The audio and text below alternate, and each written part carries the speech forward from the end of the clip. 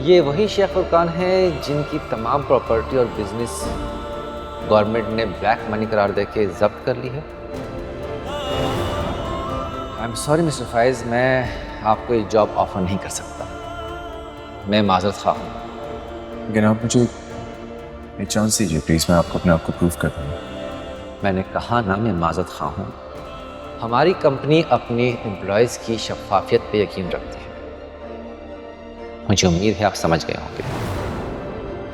अगर तुम इसी तरह चलते रहे ना तो ना मैं तुम्हें अपने बिजनेस में पार्टनर करूंगा और ना ही अपने जायदाद का हिस्सा बनाऊंगा।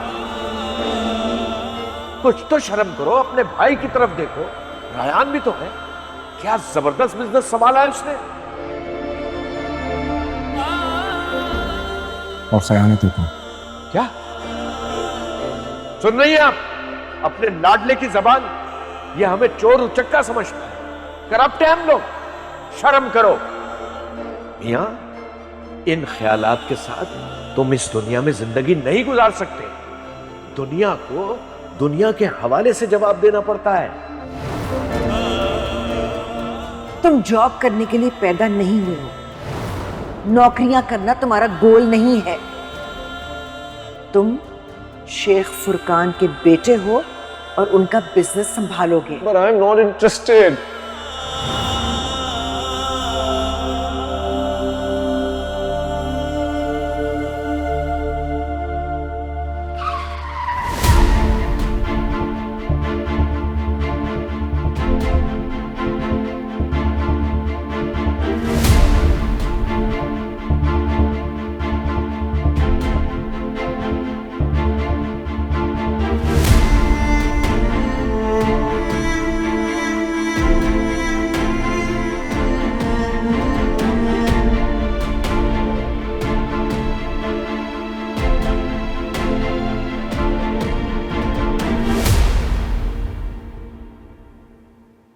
अस्सलाम वालेकुम आंटी, कैसी हैं आप? वालेकुम अस्सलाम बेटा। अब तो बहुत अच्छी हो गई हूँ, बहुत खुश हो गई हूँ। पहले जरा उदास थी, मगर तुम्हारे आने से मूड बहुत अच्छा हो गया। तुम खड़ी खड़ी क्या देख रही हो? जाओ जरा गर्मा गर्म चाय बनाओ और उसके साथ मजे मजे की चीजें खाने को लाओ। जी बेगम साहब। नहीं, आप इस तकल्लुफ में मत पड़े, मैं तो बस वैसे ही आपसे मिलने के लिए आई थोड़ी देर। अरे तुम क्या समझ रही हो, मैं तुम्हें जल्दी जाने दूंगी? अब आई हो तो बैठेंगे, बातें करेंगे, एंजॉय करेंगे। भाई अच्छे लोग और अच्छा वक्त बड़ी मुश्किल से मिलते हैं। अब जब दोनों मयस्सर आ गए हैं तो क्यों ना हम एंजॉय करें। बैठो बेटा, बैठो। आप बहुत अच्छी हैं, आप जैसे लोग बहुत कम देखे मैंने। ऐसी थी नहीं मैं, बहुत गुरूर था मेरे अंदर, एक तकब्बुर, तनतना, हर एक को अपने से हकीर समझना, अपने को बहुत बड़ा समझना। लेकिन कुदरत का निश्तर बहुत बेरहम है। किसी सर्जन के औजार की तरह बहुत सख्त वार करता है। कभी इंसान हंसता भी है तो आंखों में आंसू आ जाते हैं, और कभी रोता है तो अपने किए पे हंसी आ जाती है। आपकी गुफ्तगू सुनकर लग रहा है कि आपने अपने अंदर बहुत दुख छुपाए हैं। जब इंसान को अपना ही दुख खाए जाए तो इससे बड़ी कोई तकलीफ नहीं होती। आज से 10 साल पहले जब मुझे कैंसर हुआ था, अगर मैं तभी मर जाती तो इस घर में ये उदासी ना होती।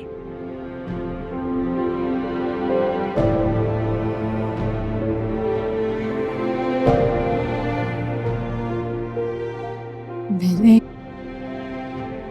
अपने गलत फैसलों से अपने बेटे की खुशियां बर्बाद कर दी।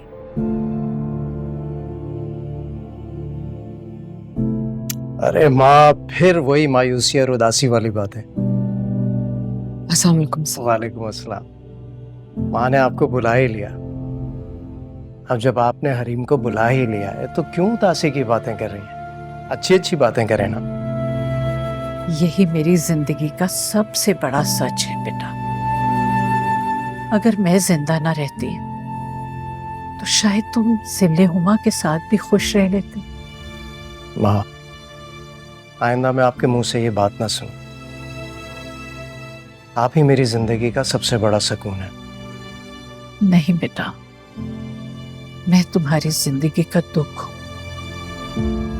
लेकिन तुम मेरी जिंदगी की सबसे बड़ी खुशी हो। आपका साया मेरी जिंदगी का सबसे बड़ा सुकून है।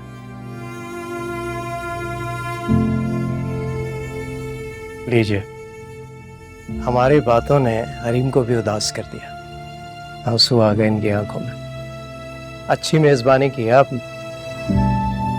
चले, आप दोनों मिलकर बातें करें, मैं चलता हूँ। और हरीम, जब आपको जाना हो मुझे बता दीजिएगा, मैं आपको ड्रॉप कर दूंगा।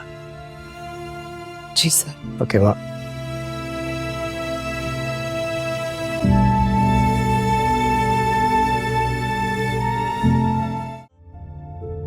मम्मी प्लीज, इतनी बातें सुनने के बाद आप अभी तक यहाँ बैठी। मम्मी, रात गुजर चुकी है, दिन गुजर चुके हैं। और कितना बेइज्जत करवाएंगी आप? लाइबा, प्लीज थोड़ी देर के लिए खामोश हो जाओ। मेरे सर में बहुत दर्द हो रहा है। मुझे लग रहा है मुझे कुछ हो जाएगा। मम्मी, मुझे भी यही लग रहा है कि मैं यहाँ ज्यादा देर तक रही ना तो मुझे भी कुछ हो जाएगा।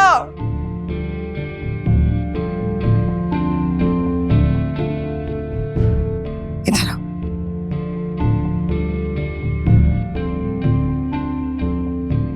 तुमने सुना था ना फाइज ने क्या कहा है? उसके आने तक हमें यहीं रहना है। लाइबा,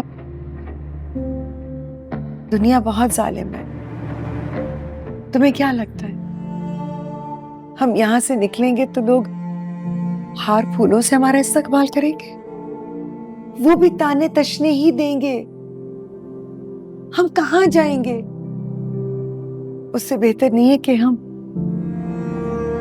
चंद दिनों के लिए दिलारा की जली कटी बातें सुन लें। हैरत है मम्मी मुझे। आप वही कहकशां शेख जो किसी का एक लफ्ज भी बर्दाश्त नहीं करती, जुबान खींच लेती थी। मम्मी, इतना सब्र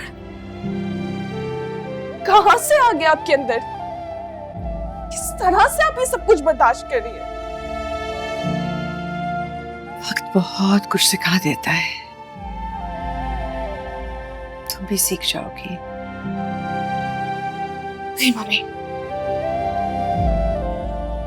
मैं इस जहन्नुम में नहीं रहूंगी। आपको यहां रहना है, आप रहे, लेकिन मैं यहां नहीं रह सकती।